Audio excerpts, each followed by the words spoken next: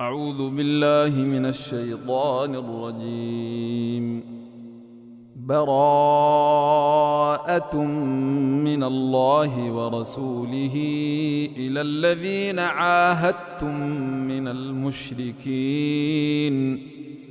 فسيحوا في الأرض 4 أشهر واعلموا أنكم غير معجز الله وأن الله مخزي الكافرين.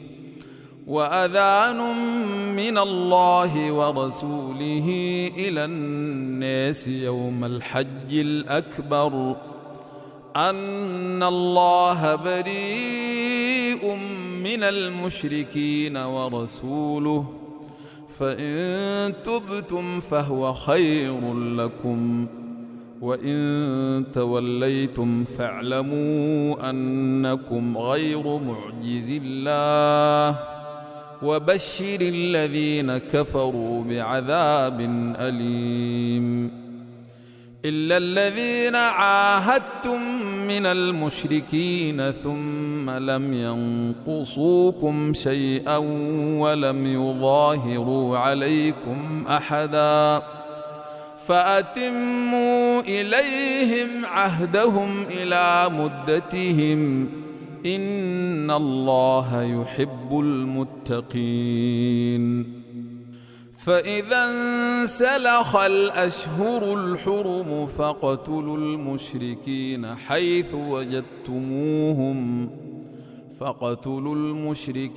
حيث وجدتموهم وخذوهم واحصروهم واقعدوا لهم كل مرصد فإن تابوا وأقاموا الصلاة وآتوا الزكاة فخلوا سبيلهم إن الله غفور رحيم. وإن أحد من المشركين استجارك فأجره حتى يسمع كلام الله ثم أبلغه مأمنه ذلك بأنهم قوم لا يعلمون. كيف يكون للمشركين عهد عند الله وعند رسوله إلا الذين عاهدتم عند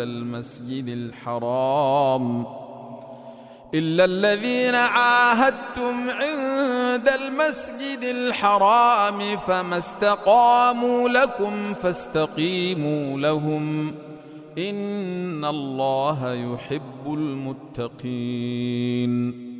كيف وإن يظهروا عليكم لا يرقبوا فيكم إلا ولا ذمة يرضونكم بأفواههم وتأبى قلوبهم وأكثرهم فاسقون. اشتروا بآيات الله ثمنا قليلا فصدوا عن سبيله إنهم ساء ما كانوا يعملون. لا يرقبون في مؤمن إلا ولا ذمة وأولئك هم المعتدون. فإن تابوا وأقاموا الصلاة وآتوا الزكاة فإخوانكم في الدين ونفصل الآيات لقوم يعلمون. وإن نكثوا أيمانهم من بعد عهدهم وطعنوا في دينكم فقاتلوا أئمة الكفر إنهم لا أيمان لهم لعلهم ينتهون. ألا تقاتلون قوما نكثوا أيمانهم وهموا بإخراج الرسول وهم بدؤوكم أول مرة أتخشونهم فالله أحق أن تخشوه إن كنتم مؤمنين. قاتلوهم يعذبهم الله بأيديكم ويخزهم وينصركم عليهم ويشف صدور قوم مؤمنين ويذهب غيظ قلوبهم ويتوب الله على من يشاء والله عليم حكيم. أم حسبتم أن تتركوا ولما يعلم الله الذين جاهدوا منكم ولم يتخذوا من دون الله ولا رسوله ولا المؤمنين وليجة والله خبير بما تعملون. ما كان للمشركين أن يعمروا مسجد الله شاهدين على أنفسهم بالكفر أولئك حبطت أعمالهم وفي النار هم خالدون. إنما يعمر مساجد الله من آمن بالله واليوم الآخر وأقام الصلاة وآتى الزكاة ولم يخش إلا الله فعسى أولئك أن يكونوا من المهتدين. أجعلتم سقاية الحاج وعمارة المسجد الحرام كمن آمن بالله واليوم الآخر وجاهد في سبيل الله لا يستوون عند الله والله لا يهدي القوم الظالمين. الذين آمنوا وهاجروا وجاهدوا في سبيل الله بأموالهم وأنفسهم أعظم درجة عند الله وأولئك هم الفائزون. يبشرهم ربهم برحمة منه ورضوان وجنات لهم فيها نعيم مقيم خالدين فيها أبدا إن الله عنده أجر عظيم. يا أيها الذين آمنوا لا تتخذوا آباءكم وإخوانكم أولياء إن استحبوا الكفر على الإيمان ومن يتولهم منكم فأولئك هم الظالمون. قل إن كان آباؤكم وأبناؤكم وإخوانكم وأزواجكم وعشيرتكم وأموال اقترفتموها وتجارة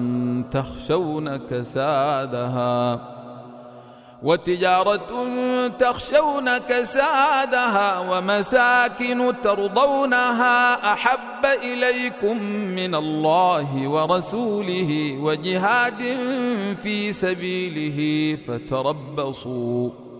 فتربصوا حتى يأتي الله بأمره والله لا يهدي القوم الفاسقين.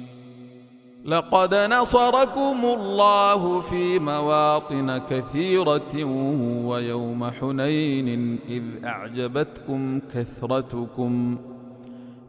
أعجبتكم كثرتكم فلم تغن عنكم شيئا وضاقت عليكم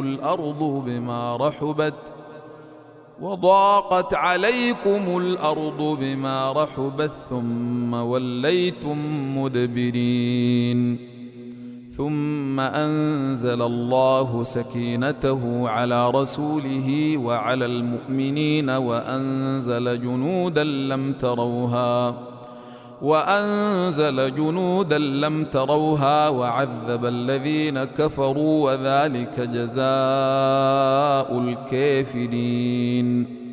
ثم يتوب الله من بعد ذلك على من يشاء والله غفور رحيم. يا أيها الذين آمنوا إنما المشركون نجس فلا يقربوا المسجد الحرام بعد عامهم هذا وإن خفتم عيلة فسوف يغنيكم الله من فضله إن شاء إن الله عليم حكيم. قاتلوا الذين لا يؤمنون بالله ولا باليوم الآخر ولا يحرمون ما حرم الله ورسوله ولا يدينون دين الحق من الذين أوتوا الكتاب حتى يعطوا الجزية عن يد وهم صاغرون. وقالت اليهود عزير بن الله وقالت النصارى المسيح ابن الله ذلك قولهم بأفواههم يضاهون قول الذين كفروا من قبل قاتلهم الله أنى يؤفكون. اتخذوا أحبارهم ورهبانهم أربابا من دون الله والمسيح ابن مريم وما أمروا إلا ليعبدوا إلها واحدا لا إله إلا هو سبحانه عما يشركون. يريدون أن يطفئوا نور الله بأفواههم ويأبى الله إلا أن يتم نوره ولو كره الكافرون. هو الذي أرسل رسوله بالهدى ودين الحق ليظهره على الدين كله ولو كره المشركون. يا أيها الذين آمنوا إن كثيرا من الأحبار والرهبان ليأكلون أموال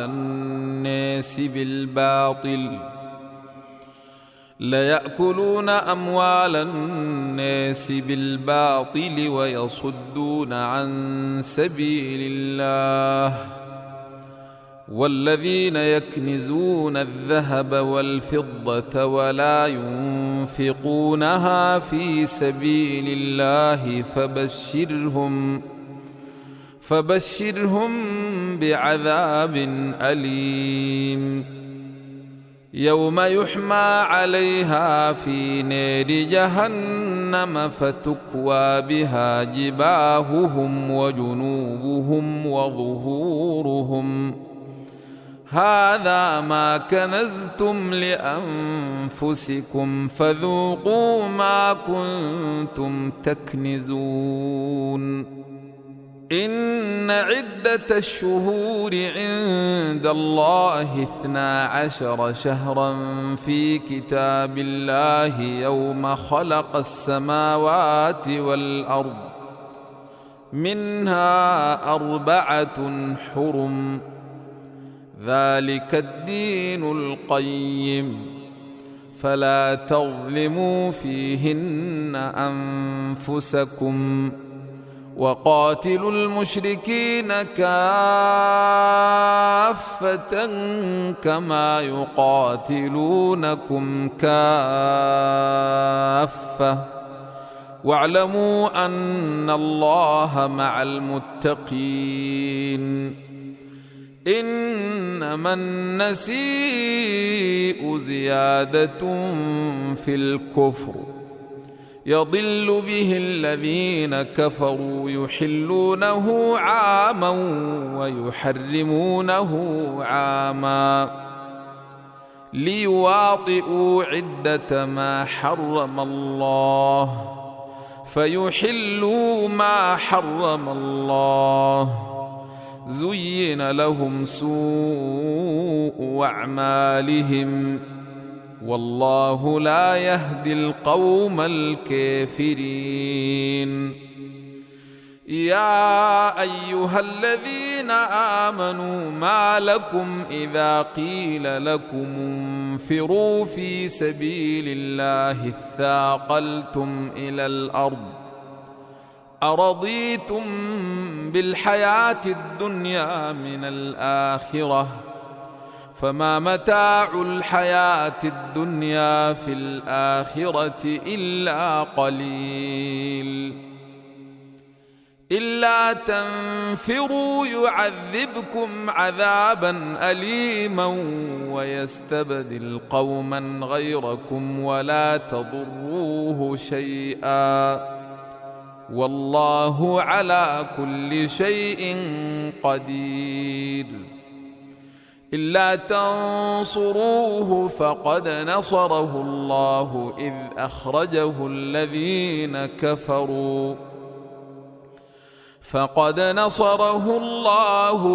أخرجه الذين كفروا ثاني اثنين إذ هما في الغير إذ يقول لصاحبه لا تحزن إن الله معنا فأنزل الله سكينته عليه وأيده بجنود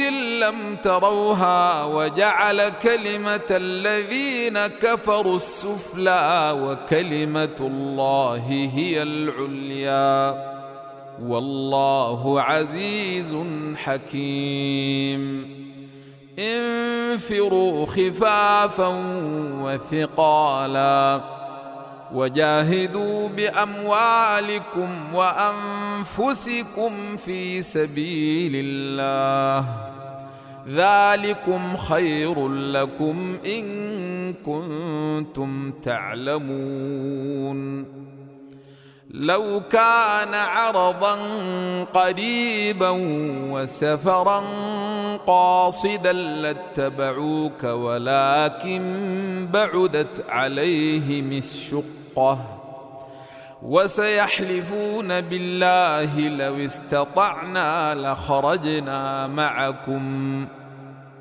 يهلكون أنفسهم والله يعلم إنهم لكاذبون عفى الله عنك لم أذنت لهم حتى يتبين لك الذين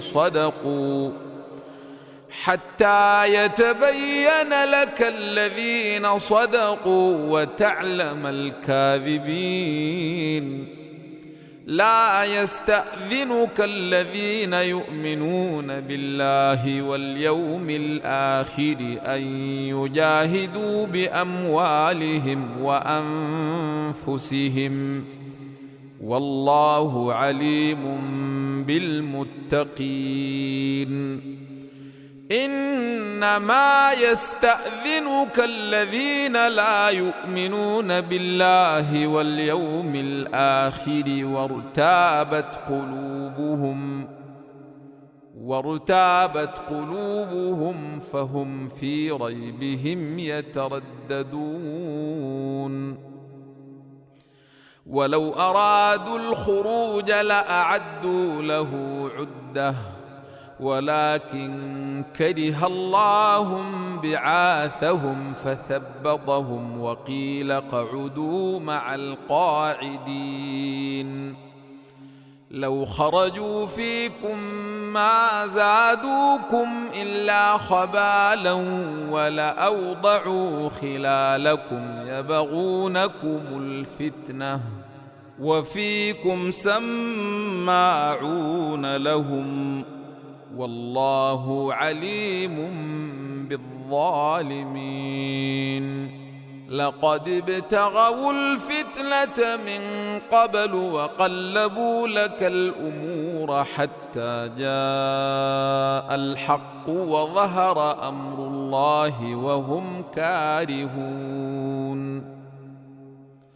ومنهم من يقول ائذن لي ولا تفتني ألا في الفتنة سقطوا وإن جهنم لمحيطة بالكافرين إن تصبك حسنة تسؤهم وإن تصبك مصيبة يقولوا قد أخذنا أمرنا من قبل ويتولوا وهم فرحون قل لن يصيبنا إلا ما كتب الله لنا هو مولانا وعلى الله فليتوكل المؤمنون قل هل تربصون بنا إلا إحدى الحسنيين ونحن نتربص بكم أن يصيبكم الله بعذاب من عنده أو بأيدينا فتربصوا إنا معكم متربصون قل أنفقوا طوعا أو كرها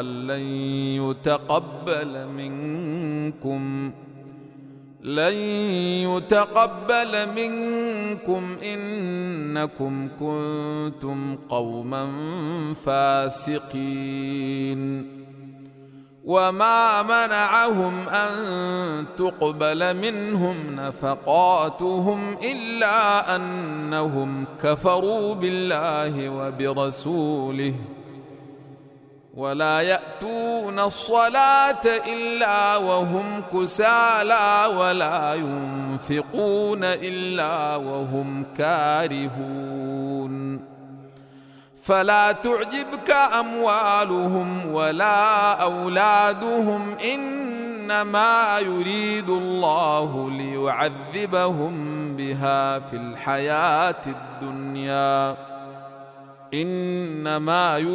الله ليعذبهم بها في الحياة الدنيا وتزهق أنفسهم وهم كافرون ويحلفون بالله إنهم لمنكم وما هم منكم ولكنهم قوم يفرقون لو يجدون ملجأ أو مغارات أو مدخلا لولوا إليه وهم يجمحون ومنهم من يلمزك في الصدقات فإن أعطوا منها رضوا وإن لم يعطوا منها إذا هم يسخطون ولو أنهم رضوا ما آتاهم الله ورسوله وقالوا حسبنا الله سيؤتينا الله من فضله ورسوله إنا إلى الله راغبون إنما الصدقات للفقراء والمساكين والعاملين عليها والمؤلفة قلوبهم وفي الرقاب والغارمين وفي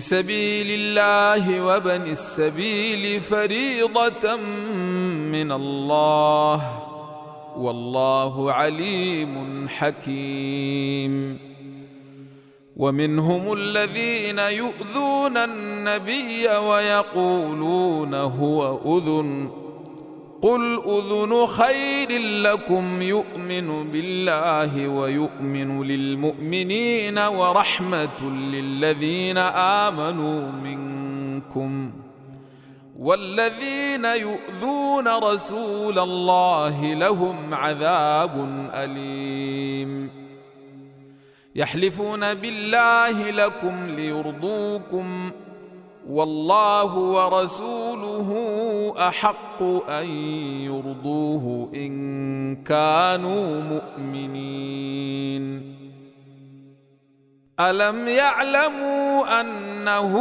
من يحادد الله ورسوله فأن له نار جهنم خالدا فيها ذلك الخزي العظيم. يحذر المنافقون أن تنزل عليهم سورة تنبئهم بما في قلوبهم قل استهزئوا إن الله مخرج ما تحذرون. ولئن سألتهم ليقولن إنما كنا نخوض ونلعب قل أبالله وآياته ورسوله كنتم تستهزئون لا تعتذروا قد كفرتم بعد إيمانكم إن يعف عن طائفة منكم تعذب طائفة بأنهم كانوا مجرمين. المنافقون والمنافقات بعضهم من بعض يأمرون بالمنكر وينهون عن المعروف ويقبضون أيديهم نسوا الله فنسيهم إن المنافقين هم الفاسقون. وعد الله المنافقين والمنافقات والكفار نار جهنم خالدين فيها هي حسبهم ولعنهم الله ولهم عذاب مقيم. كالذين من قبلكم كانوا أشد منكم قوة وأكثر أموالا وأولادا فاستمتعوا بخلاقهم فاستمتعتم بخلاقكم كما استمتع الذين من قبلكم بخلاقهم وخضتم كالذي خاضوا أولئك حبطت أعمالهم في الدنيا والآخرة وأولئك هم الخاسرون. ألم يأتهم نبأ الذين من قبلهم قوم نوح وعاد وثمود وقوم إبراهيم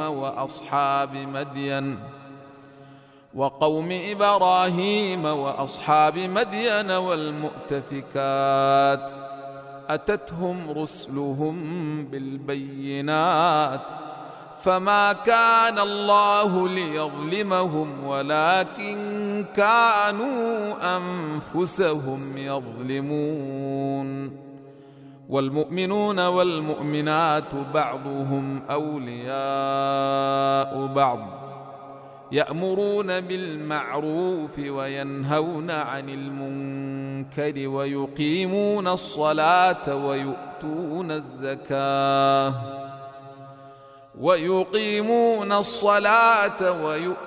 الزكاة ويطيعون الله ورسوله أولئك سيرحمهم الله إن الله عزيز حكيم. وعد الله المؤمنين والمؤمنات جنات تجري من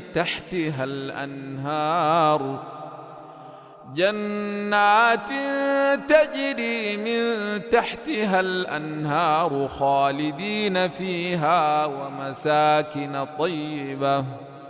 ومساكن طيبة في جنات عدن ورضوان من الله أكبر ذلك هو الفوز العظيم. يا أيها الناس النبي جاهد الكفار والمنافقين واغلظ عليهم ومأواهم جهنم وبئس المصير. يحلفون بالله ما قالوا ولقد قالوا كلمة الكفر وكفروا بعد إسلامهم وهموا بما لم ينالوا وما نقموا إلا أن أغناهم الله ورسوله من فضله فإن يتوبوا يك خيرا لهم وإن يتولوا يعذبهم الله عذابا أليما في الدنيا والآخرة وما لهم في الأرض من ولي ولا نصير. ومنهم من عاهد الله لئن آتانا من فضله لنصدقن ولنكونن من الصالحين فلما آتاهم من فضله بخلوا به وتولوا وهم معرضون فأعقبهم نفاقا في قلوبهم إلى يوم يلقونه بما أخلفوا الله ما وعدوه وبما كانوا يكذبون. ألم يعلموا أن الله يعلم سرهم ونجواهم وأن الله علام الغيوب. الذين يلمزون المطوعين من المؤمنين في الصدقات والذين لا يجدون إلا جهدهم فيسخرون منهم سخر الله منهم ولهم عذاب أليم.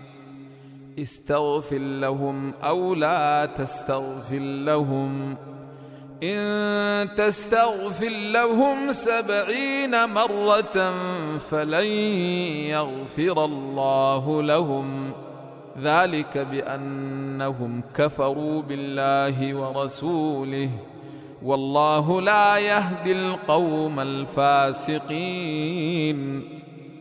فرح المخلفون بمقعدهم خلاف رسول الله وكرهوا أن يجاهدوا بأموالهم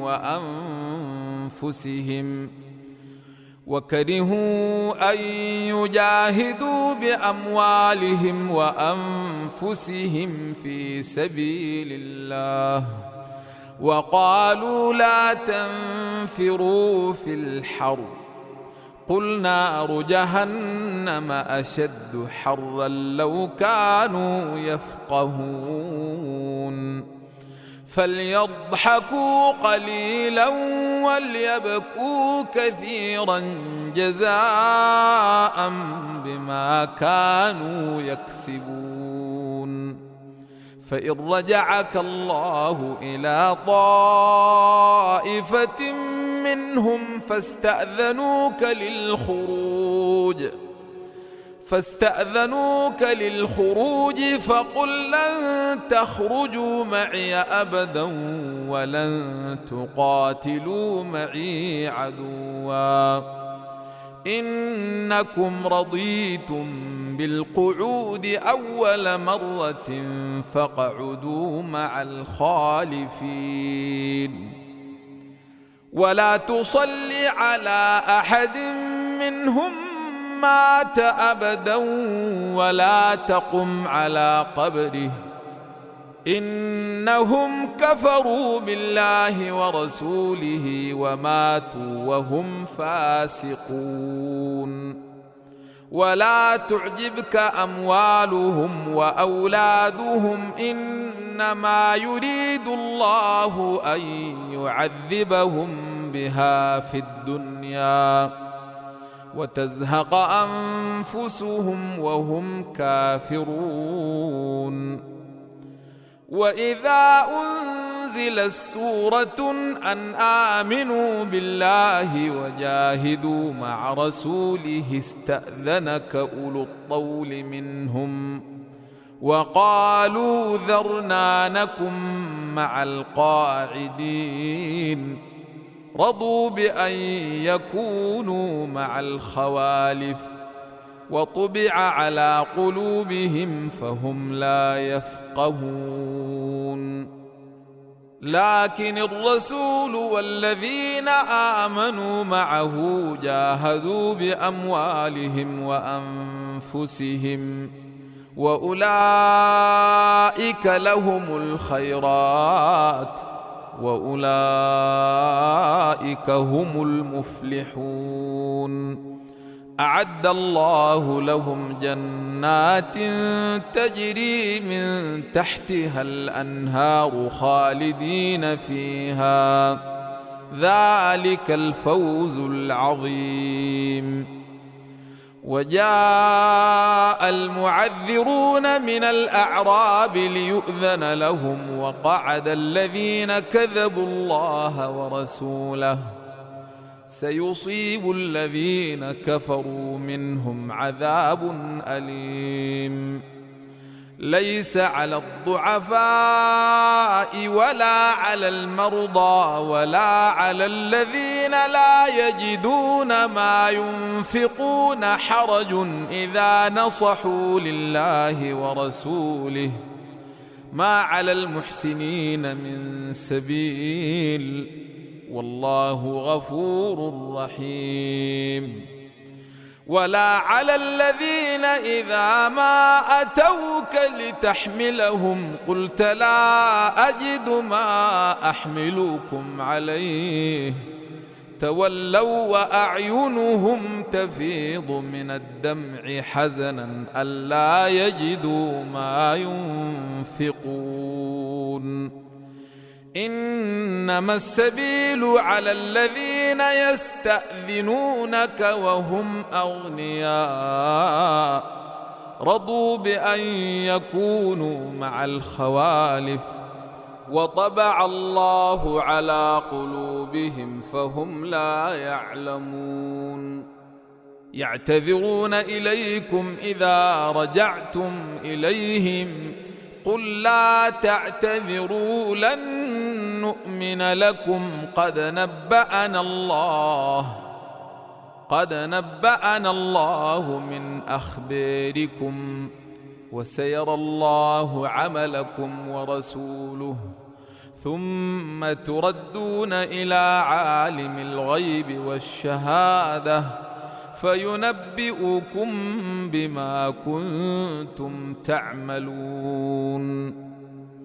سيحلفون بالله لكم إذا انقلبتم إليهم لتعرضوا عنهم فأعرضوا عنهم إنهم رجس ومأواهم جهنم جزاء بما كانوا يكسبون. يحلفون لكم لترضوا عنهم فإن ترضوا عنهم فإن الله لا يرضى عن القوم الفاسقين. الأعراب أشد كفرا ونفاقا وأجدر أن لا يعلموا حدود ما أنزل الله على رسوله والله عليم حكيم. ومن الأعراب من يتخذ ما ينفق مغرما ويتربص بكم الدوائر عليهم دائرة السوء والله سميع عليم.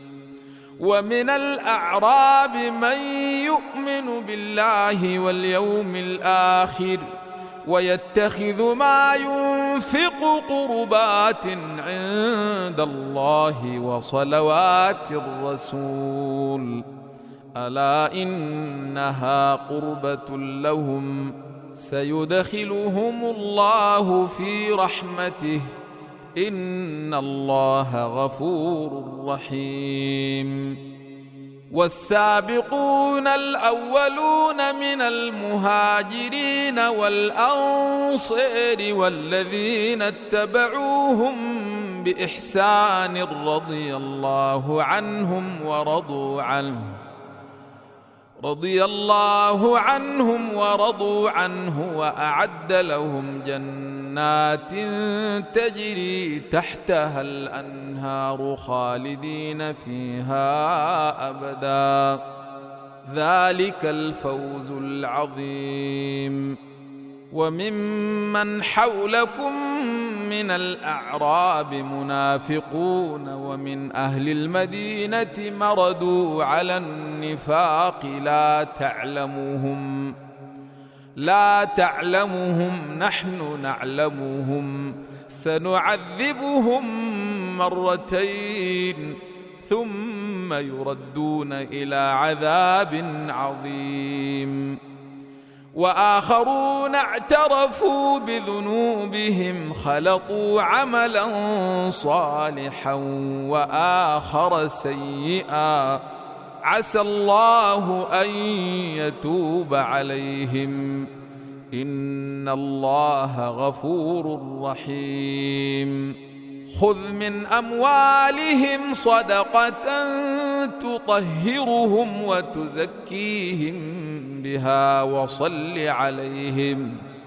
وصل عليهم إن صلواتك سكن لهم والله سميع عليم. ألم يعلموا أن الله هو يقبل التوبة عن عباده ويأخذ الصدقات وأن الله هو التواب الرحيم. وقل اعملوا فسيرى الله عملكم ورسوله والمؤمنون وستردون إلى عالم الغيب والشهادة فينبئكم بما كنتم تعملون. وآخرون مرجؤون لأمر الله إما يعذبهم وإما يتوب عليهم والله عليم حكيم.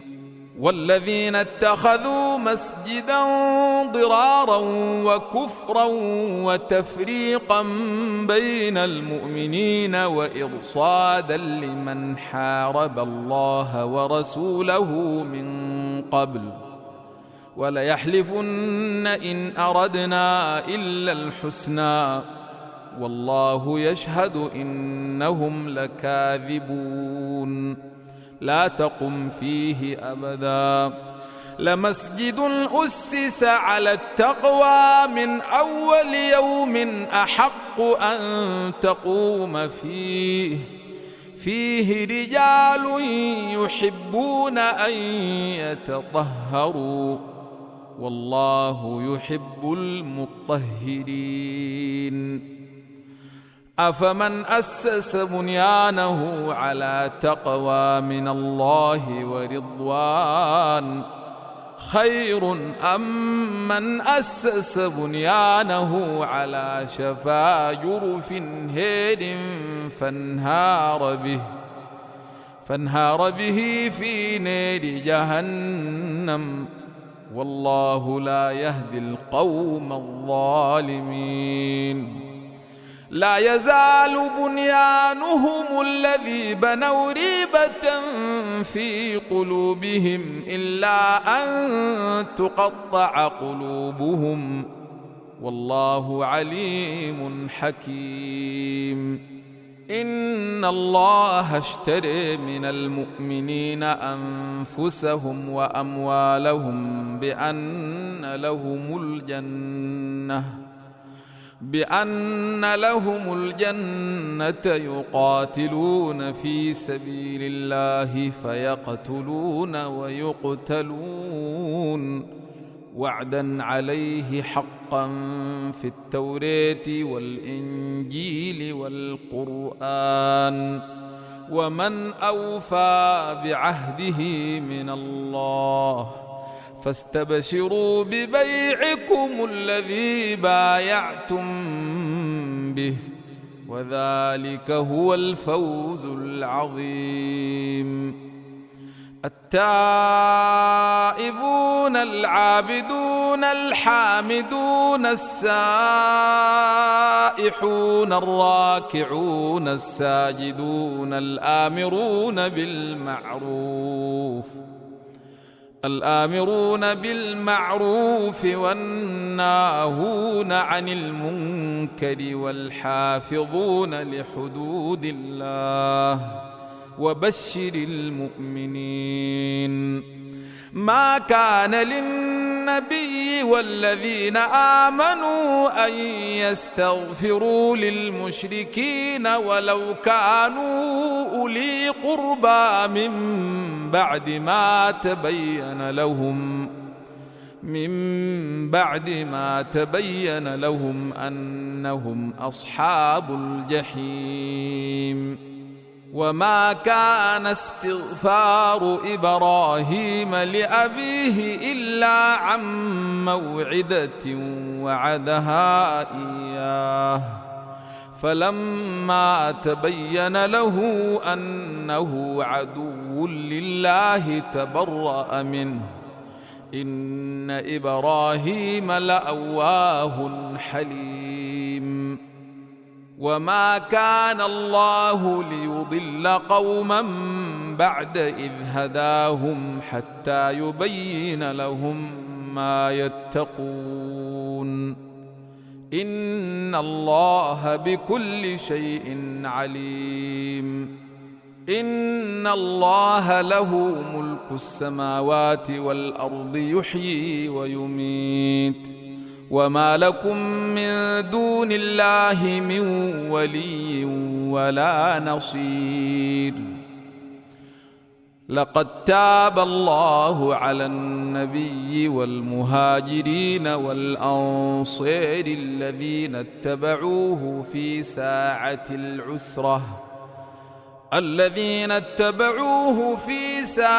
العسرة من بعد ما كاد تزيغ قلوب فريق منهم ثم تاب عليهم إنه بهم رءوف رحيم. وعلى الثلاثة الذين خلفوا حتى إذا ضاقت عليهم الأرض بما رحبت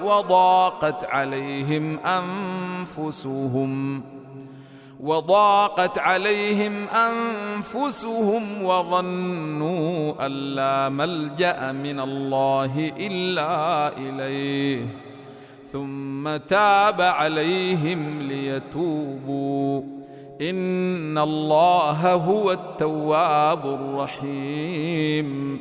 يا أيها الذين آمنوا اتقوا الله وكونوا مع الصادقين. ما كان لأهل المدينة ومن حولهم من الأعراب أن يتخلفوا عن رسول الله ولا يرغبوا بأنفسهم عن نفسه ذلك بأنهم لا يصيبهم ظمأ ولا نصب ولا مخمصة في سبيل الله ولا يطؤون موطئا يغيظ الكفار ولا ينالون من عدو نيلا إلا كتب لهم به عمل صالح إن الله لا يضيع أجر المحسنين. ولا ينفقون نفقة صغيرة ولا كبيرة ولا يقطعون واديا إلا كتب لهم ليجزيهم الله أحسن ما كانوا يعملون. وما كان المؤمنون لينفروا كافة فلولا نفر من كل فرقة منهم طائفة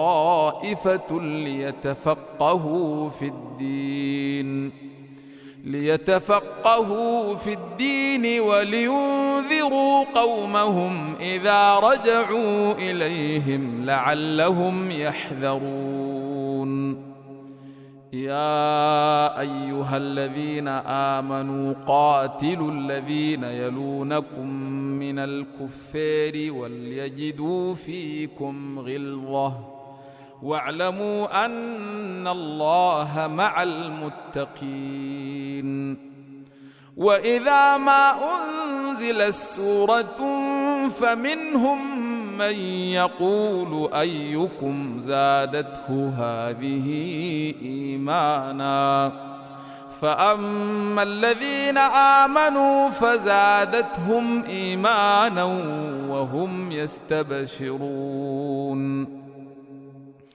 وأما الذين في قلوبهم مرض فزادتهم رجسا إلى رجسهم وماتوا وهم كافرون.